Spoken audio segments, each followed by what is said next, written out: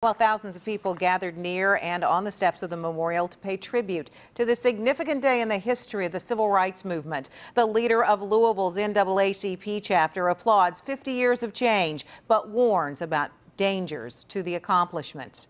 11 at 11's Karma Dickerson joins us now in our studio with more on that message. Karma?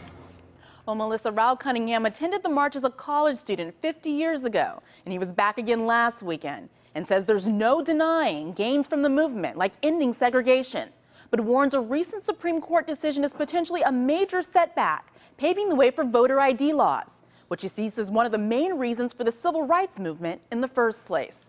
There will be neither rest nor tranquility in America. Before the world heard Dr. King's dream at the Capitol, a young Raul Cunningham was listening to it as a young activist in Louisville. Zion Baptist Church, in the 60s, home to Louisville's largest black congregation, and often host to guest pastor Martin Luther King Jr. It was his brother's church. I have a dream that one day, while notable names preached from the pulpit, demonstrators planned in the pews, organizing many of the marches and sit-ins that ultimately brought about this moment last May.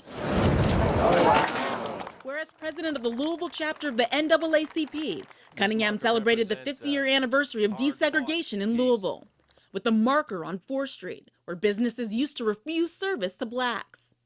Cunningham recalls the protests that led to this change in Louisville and the rest of America, but one event in particular sticks out. August 28, 1964. Once we got off that train, and you could see the magnitude of people, you knew it was going to be different. Just the atmosphere was different.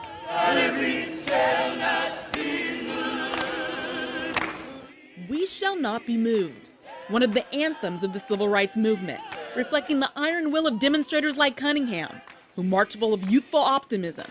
The struggle would soon be over. Once George Wallace, the segregationist governors, Strom Thurmond and them died off, it would be over. Little to our dismay, that 50 years later, it's still existing.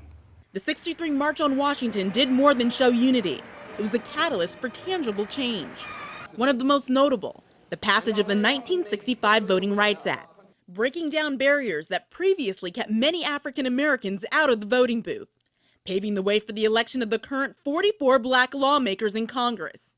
And of course, eventually the White House changed. But we can't allow those to take the progress that we have made and use that as a trigger mechanism for taking backward steps.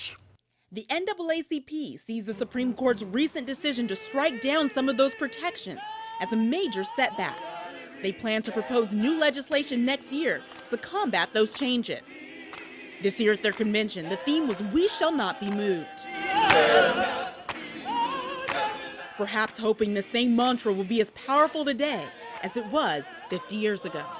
And we realize that we have to double up and continue.